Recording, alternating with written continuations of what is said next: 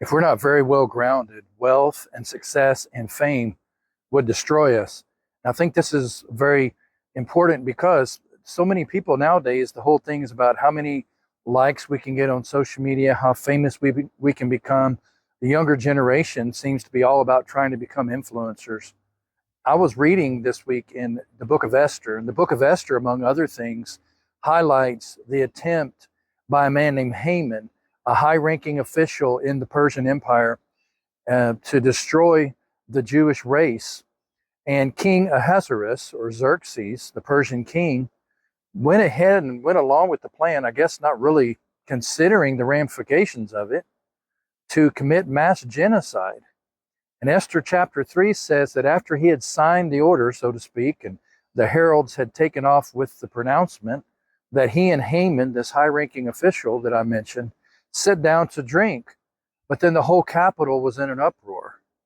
I mean, that's quite amazing that a man could sign off on a mass genocide and then sit down to drink like it's as a casual day. I've also been reading The Lives of the Caesars by Suetonius, and something that stand out to me is the way that they would behave, murdering and committing all manner of sexual deviancy and confiscating property just at their whim. Because the more power a person gets, the more wealth a person gets, the more that a person has opportunity, the more the character will manifest.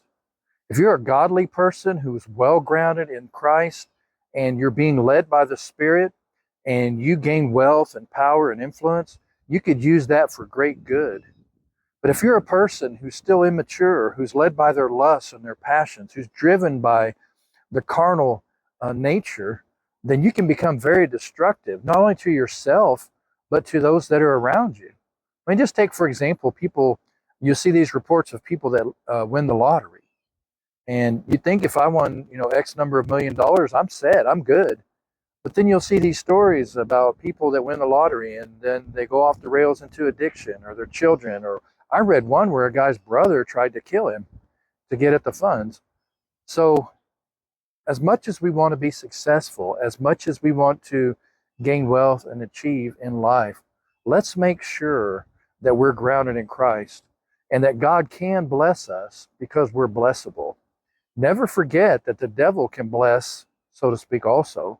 He has the power to do things like that, but it's not for our good, it's for our destruction. Let's be grounded in Christ.